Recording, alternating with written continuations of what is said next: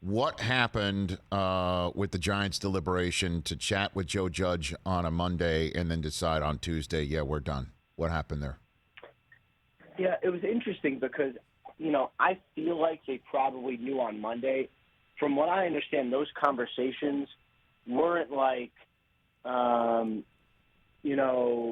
me your plans for next year. I mean, it was he told them his plans for next year, but it wasn't the kind of thing where, like, they sat down and plotted out what was going to happen.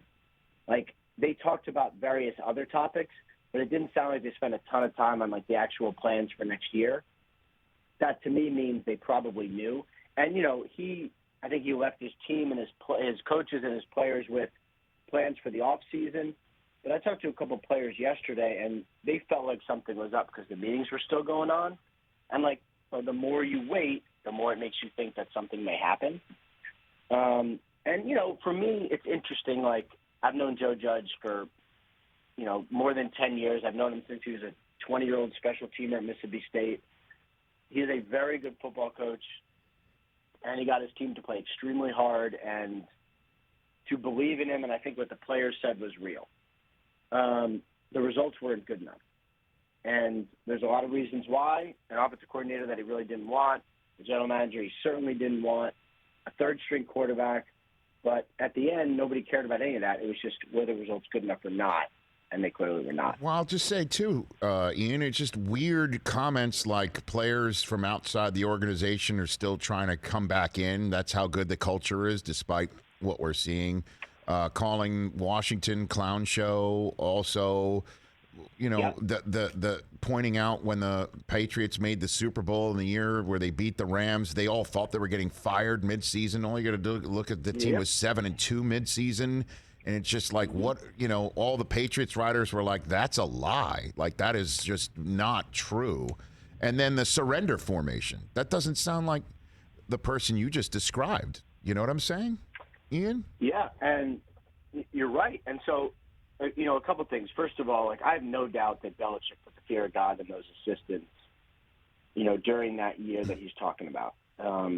It's not reality to say it. So, like, was Joe Judge himself nervous that he was getting fired based on the way Belichick was treating them when they were losing? Like, probably. But that was also probably not reality. I think the lack of awareness, there's a lot of things that go into being a head coach. There's a lot of things. And especially for the inexperienced guys or the guys who haven't stepped out of New England, they do seem to, a lot of them, share a trait of not having a really good sense of what's happening around them and shutting it all out and just putting your head down and working. Because in New England, that's what you do. You focus on your job. You do your job. Belichick handles the rest. You do your job well. You become a good candidate, and you interview, and you get a head coaching job. But sometimes you do so without the global awareness necessary to be a head coach. And I think of all the things that hurt Joe Judge, that was a big part of it. Is that what happened with Brian Flores down in Miami? What happened there, Ian? Yeah, I think with Flores it was a little different. That was more of the, Flores doesn't need to prove anything as a football coach. With Tua as his quarterback, he won 9 and 10 games. I mean, that is impressive, right? I mean, that's some really good coaching. And, yes, he coaches hard and he works with his staff hard. The people who are devoted to him are insanely devoted to him. And he is a very good football coach. This really came down to the owner feeling like he needed to pick one with, Greer and Flores' relationship deteriorating. And, this has been going on for about a month. So at one point I thought one was in trouble, then the other. Then I probably thought late last week that this was going to be okay. But, my world, Rich, and, a lot of the things that we hear, unless I'm talking to Stephen Ross or unless I'm talking to an owner, you're not really sure what's going to go on because one person makes a decision. Mm-hmm. Or in the Giants' case, 2 people. So I thought it was going to be okay. But in the end, Stephen Ross decided that, he needed to make a decision that these 2 couldn't work well together. And he chose the GM, not the head coach.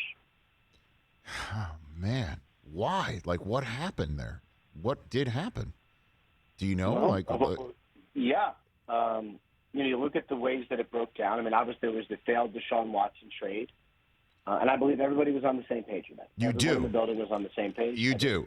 Like that, Brian, because, again, that was like 2 weeks before the season. Charles Robinson of Yahoo, remember that report? And then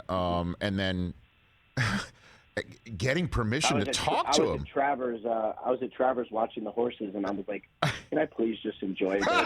That's your life, man. So, but then getting permission to actually speak with him and then doing so in the middle of a season. Like with all of the legal stuff, which is the way that I guess we all refer to it, that's still out there. So they were all on board. It's not like, was it a Tua thing that that one guy didn't want him and the other guy did, or was it a Tua thing? Is that what this is too, or no? I feel like Flores definitely wanted him. I think Greer was on board. Was he as all in as everyone? Like, I don't know. And, now, of course, he has Tua. But when they tried to make the trade, they were all on board until Stephen Ross said, I'm not doing this until the legal situation is wrapped up. But that, the desire to trade for a quarterback and then not eventually doing it definitely creates problems. And then there were, some other, the way things were handled, some other personnel moves. And there's, I think one of the tough things is when you're Brian Flores and you come in, you evaluate the roster, and you say, all right, this guy's not good enough, this guy's not good enough, we need to trade this guy. And there's no way around it, Rich. Like, these are Chris Greer's guys. So, like, that probably is, I'm sure that made it a difficult working atmosphere as well. Hey, you watched all the way to the end. Thanks for that. Watch more right here.